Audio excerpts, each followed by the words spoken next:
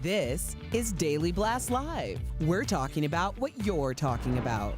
Real, honest, entertaining, live. DBL starts right now. 3, 2. Happy belated birthday, Patricia. Welcome to DBL. It's Thursday, September 24th. I'm Tor here with Jeff, looking good and sharp. Lindsay joins us from home. Lindsay, how you feeling? I'm doing pretty good. I'm saying you're looking pretty in pink, Tori. I like your outfit. Thank you. You know what Alexa, one of our producers, said I look like? A first lady. Oh, yeah? Right? There you go. Thank you so much. Thank you. You, oh, hey. You. Okay. No? Yeah. Thanks, man. We let's get into the topics because let's just be honest. We've got to talk about the protests and the violence that broke out in Louisville last night following yesterday's news about Breonna Taylor, which was so disappointing to many of us. And I know many of you wrote me in. 2 police officers were shot at the protest that broke out in the city. One suspect has been arrested and charged. Oh, God, that's so hard to hear. That's not easy to hear. The officers are expected to be okay. I just want to talk about the protests and the violence. Lindsay, how do you feel about seeing all of that? Of course, I don't condone violence. I have family members that are police officers. I do think that people took to the streets and are angry because of bad policing, bad policy, no repercussions. And so when the anger gets to a boiling point and you tell people of color or anybody who is there to support people of color that you're not going to do anything for a woman who lost her life when she was doing absolutely nothing but sleeping, I think people are very angry. Like I said, I don't support violence, but I understand why people are so mad. And yeah, go ahead, Jeff. Well, no, I just, I look at motivational quotes, and I follow a lot of motivational quotes on online. I know a lot of people think that's cheesy, but I saw one this morning from Gandhi that I thought was very fitting to what we're going through right now in America. And it's an eye for an eye makes the whole world blind. And it never sounded more fitting just because of everything we're going through. And people are just like, you know what? I'll just let the quote speak for itself. Yeah, it's an amazing quote, and I understand that. But let's get to the outrage that Lindsay was talking about. So many of us, including you, were outraged yesterday by the news about Breonna Taylor, including many celebrities. Oprah Winfrey posted this supporting Breonna Taylor's mother, saying, "My heart goes out to Tamika Palmer, who has to be reminded again and again that her baby won't be coming through that door." Viola Davis did not hold back, tweeting, "Bull bleep decision. Black Lives Matter cannot be said enough times." Kerry Washington tweeted, "Today's verdict is not accountability and not close to justice." Well, let's talk about the other side. Even though it's uncomfortable, that's what we do here at DBL. Many are actually praising the Kentucky Attorney General for the indictment. So here's what President Trump said about it yesterday. Well, I thought it was really brilliant. Kentucky Attorney General Daniel Cameron is doing a fantastic job. I think he's a star. He's handling it very well.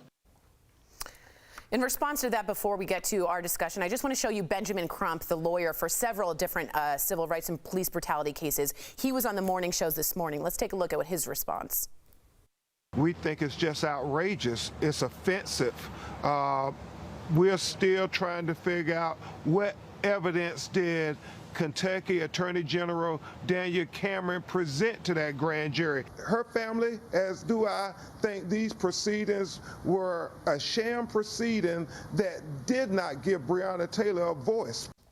So, Lindsay, I saw a tweet, too, that says you charge an officer because the bullets went through a neighbor's wall, but not because they went into a black body. What do you have to say about that?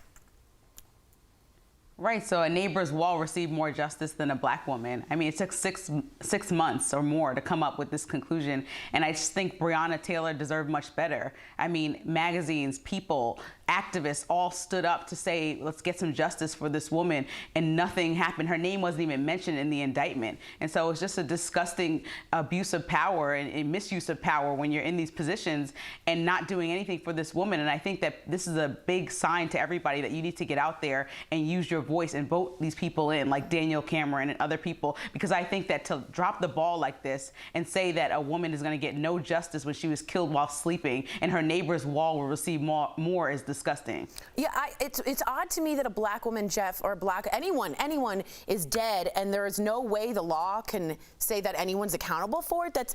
Something's wrong there with the system. Now, I'm not saying it's easy to prove in court. I think court of public opinion is different than the court when we talk about justice. Right. What do you think? Well, first of all, I just want to go back to the way we even presented this story, right? We're talking about Kerry Washington, Oprah Winfrey. Those are high-profile people who I look up to as well, right?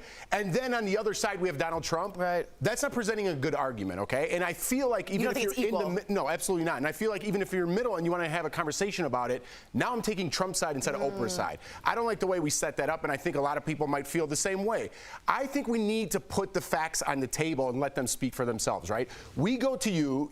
I'm not putting you down here. You're not a lawyer, but we go to you for our lawyers and our political things and things like that. The facts of this case, I wonder if they're being diminished by the movement of Breonna Taylor and what it stands for. Because the police did have a warrant. I'm not taking sides here, and I understand how this is going to come off, and I have to put that into text because I know how it comes off. But the police had a warrant, right? And if I'm wrong on any of this, please correct me, stop me, you too, Lindsay. The police had a warrant. They knocked. Kenneth Walker heard the knock, but didn't hear the announcement of the police. Right. Kenneth admitted to shooting police first in retaliation. Right. So the police returned the fire back, right? So they're both claiming self-defense. Right. Both sides are claiming self-defense. But the police, in this case, had a job to do, right? So I don't understand how the Attorney General is supposed to come to the conclusion that this was murder if the facts are that they fired first and they returned the fire and they were supposed to be there in the first place. So I'm missing something. Okay, I'm trying to educate myself as much as I can, but I'm missing something in the complete blindness of the whole thing. I think it comes down, and Lindsay, I'll let you speak, of course, about this too, but first of all, it's the grand jury. No judge has made a decision on anything. And what the grand jury has to decide right now is, did they announce themselves loud enough? And in the training, it says you have to say police 3 times for the streets to hear you.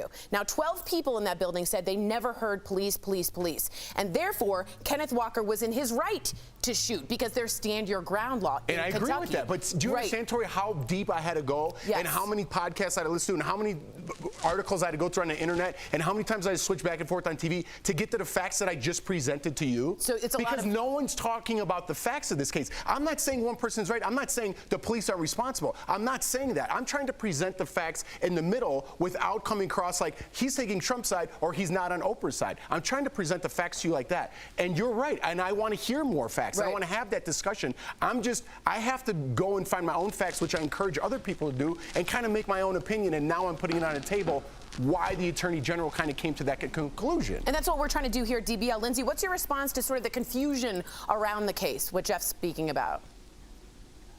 I don't think there's any confusion. I think the police went to her house based on a false pretense. So they were at her house and killed a woman based on their mistake. I think the city admitted fault by paying $12 million and saying we're going to pay you out because we obviously know something is wrong. I think the city understands something is wrong by putting Breonna Taylor's law in place, saying that no-knock warrants will no longer be a thing. So I think the city is well aware that they did something wrong, and everybody's well aware. And when they try to confuse us with all these nitty-gritty details about, no, a woman's dead. She's dead. Okay, and the police killed her, and she did nothing wrong.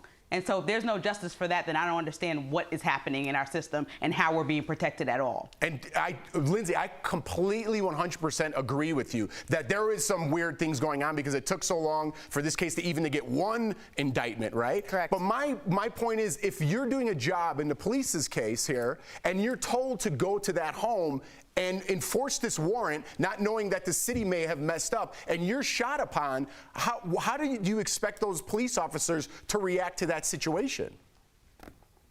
And the police you're saying they're doing their job, but they're going to her home to try to look for an ex-boyfriend that was already arrested. And so that's the problem with police in the first place, by going to her home and harassing this black woman because you're scared of black people and you think that they have some alignment with some illegal activity based on the color of their skin. Breonna Taylor, again, did nothing. So that's what I mean about like all the layers of policing that's gone wrong and why people are taking to the streets and why people are upset. Like all the other details after the fact that she was killed when the police wrongfully went to her home.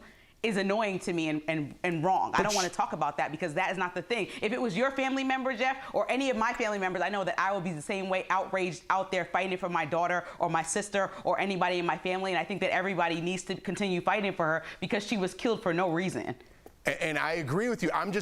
I agree with you. I agree with you. I think it's a fascinating, it's a good discussion. It's what people are talking about in their homes. I'm glad we're talking about it. A lot of you writing in saying yes, Lynn. Some people saying Cameron can rot for all I care. So there's a lot of high emotions. What's frustrating most to me legally is now the no-knock warrant is deemed illegal, and it should have been in the first place. That's what's so frustrating. Shouldn't we blame the people who signed that warrant and put that warrant into place? No one's talking about those people. And not only the warrant, it was wrongfully authorized. So that is what we should be talking about. So that's what I want. That's the whole thing. Like if we bring the whole entire police department down, and Erica Cobb has said this on other shows, like that is the problem. So the no-knock warrants were put in place. Some people are saying in CNN reports because of speculation that they want to gentrify the area, meaning they want to bring more non-color people of color in that area. So then they get black people out by doing things like that, killing them, removing them, making them uncomfortable, and then different people move in. And so therefore, if his layers of who approved this no-knock warrant, we would bring down the entire Louisville, Kentucky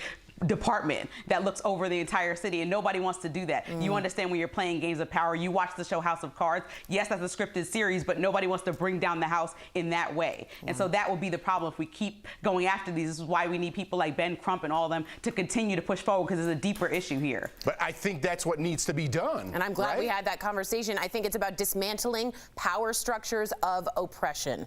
Great conversation, Lindsay and Jeff. Stick around. Coming up on DBL, caught on camera meltdowns, all due to the coronavirus. Oh, more Karens. We'll show you some of the videos going viral right now.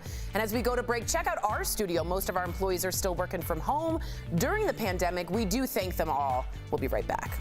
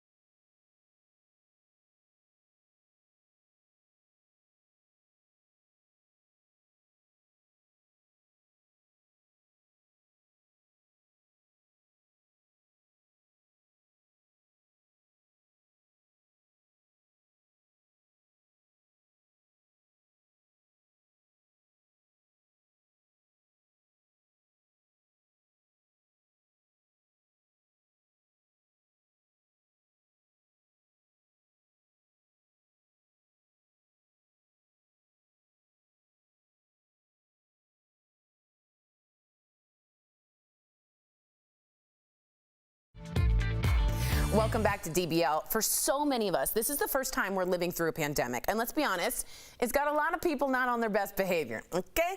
Case in point, check out what happened to one woman. She attended a middle school football game, middle school. what is that, 6th grade, without a mask. She's actually tased by authorities and arrested for not wearing one. She keeps saying she's not doing anything wrong, but the police officer thought differently. Well, she shouldn't have worn a mask. Okay, the next video is actually from back in May, but it's trending right now. A woman in a supermarket was asked by an employee to use their one-way aisle. She completely freaks out. She takes all of her frustration on the liquor aisle. What? What's your reaction, Jeff, to these people? My reaction when I see that second video, well, the first one, listen, I'm all about wearing masks. I don't understand the whole not wearing masks thing. I'm not going to change anybody's mind, so I'll just skip over that one. The second one, I see that and I picture people writing me mean things online. I'm like, look at, that's the person who wrote me that right there. That's the person who wrote me that. Those are the greasy You're fingered out of people. your mind. You got greasy fingers and your keyboard stuck together. Lindsay, when I think back into like civil rights or anti-Semitic movements where we really had injustice, doesn't this look so silly? Go down a one-way aisle and you're like, no! I just can't believe all the adult temper tantrums that I've seen over this coronavirus extended period of time. Like, what do you, like the people marching last week through the aisles, like with no mask, like what is your purpose? What is wrong with you? Like, who raised you? It's just, it's so annoying to me. Like, this is not the oppression Olympics. Like, you don't have to be more oppressed than anybody else. Like, just enjoy your day, stay safe, put on a mask, stop messing up a store that you didn't pay for. What happened to the you break it, you buy it situation? I think they should pay for every single thing they knock down. It seems too easy. Yeah.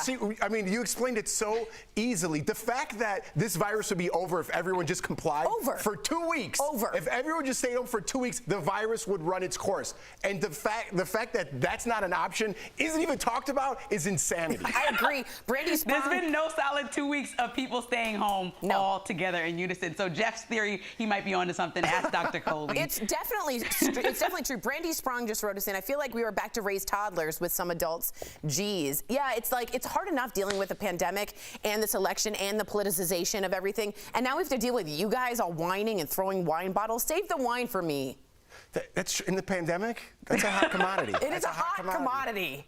Coming up on DBL, we're talking with parenting expert Dr. Catherine Perlman. So she's going to weigh in de-escalation tactics in tense situations. Who gets the job done, police or social workers? The answer may surprise you. Stay tuned.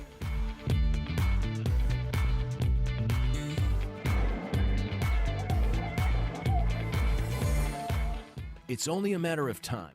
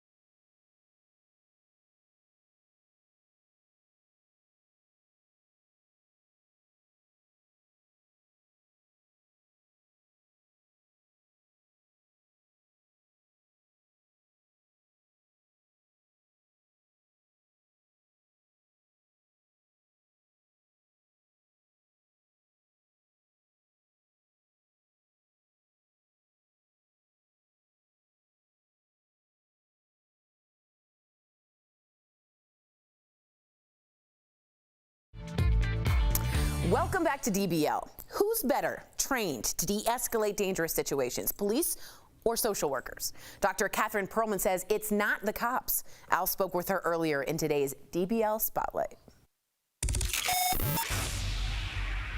Dr. Catherine Perlman, welcome to DBL. You recently wrote a very powerful article talking about how social workers are better trained to de-escalate dangerous situations, even more so than police officers. So let's get started. How do you believe that social workers could specifically help the police? So it's so interesting. The majority of calls that police are getting are not for violent crimes. They're really for petty things, homelessness and mental health issues, suicidal ideation. And this is the kind of things that social workers are trained to do every day. And so the more social workers could work with police and crisis teams to handle these calls, I think the better the outcome. All right, let's talk about the death and arrest of Daniel Prude, the man who was naked on the streets of New York, having a mental health episode. Get on the ground. Put your hands behind your back. Let me up! Get the Doctor, do you believe the outcome would have been different if a social worker had been on the scene? First of all, social workers, we believe in the dignity and worth of every person, regardless of your situation, of your behavior, of your diagnosis. And we're used to seeing people at their worst moments. And so when I saw that video, he's naked, it's snowing. And, you know, after they secured the handcuffs, there was nobody really trying to engage him, trying to calm him down or make him more comfortable. There are so many ways that this could have gone differently, just showing some humanity for this person. And then, you know, I hear people joking and laughing, and I'm thinking, this is a human being. Like, he's having a psychotic episode. He deserves compassion, empathy, extra care, especially once the scene was secured and safe. You know, that's really the time to try and engage and make him more comfortable. You know, not to put my own spin on this, but honestly, I just feel like the way that we view mental health in this country, quite frankly, for a leading nation is embarrassing. I feel like we do not pay enough attention to it. We don't give enough attention to people that have just lost a thread, having a schizophrenic attack issue, or just our vets coming back home to maybe have PTSD or all things in between. I just feel like we try and just cage them without really dealing with the actual issue, and we just keep seeing this case over and over and over again, and I'm frustrated.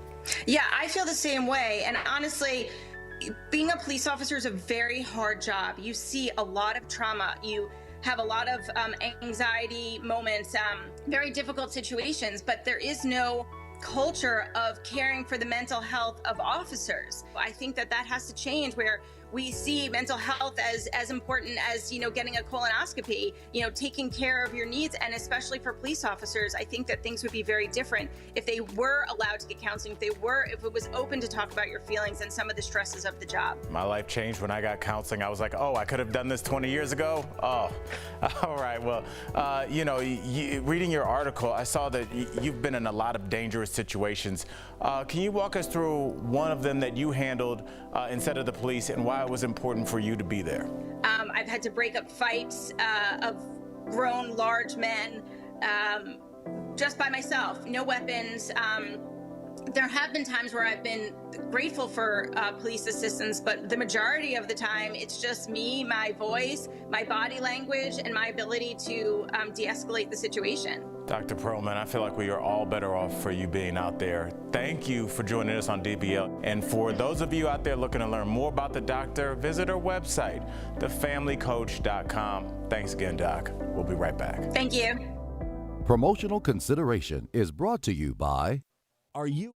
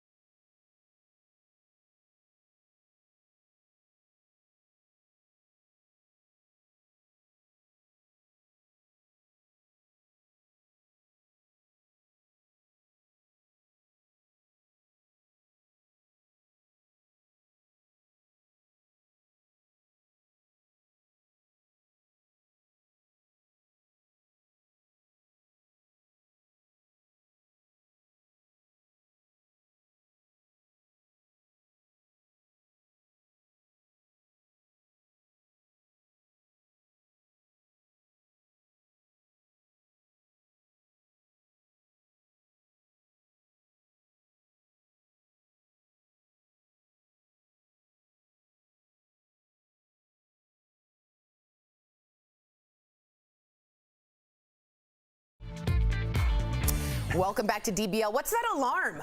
Oh, it's the alarm for some sweet, sweet deals. Good one. Earlier, Steph showed me some amazing products at even better prices. Here's this week's DBL Deal Blast, presented by MorningSave.com. All right, what do you have for us today, Steph? This is the Fine Life Quantum Impact Percussion Massager. It's got 6 different speeds. It's cordless. Now, normally this is $150, but we've got it for $39, which means you're saving 74%, Tori. Next, this is the Ella Jane Home 12-pound reversible weighted blankets, and it's 2-sided, so it's got this really soft minky velvet, and then it's got a comfortable microfiber fabric on the back. Now, this is normally $130.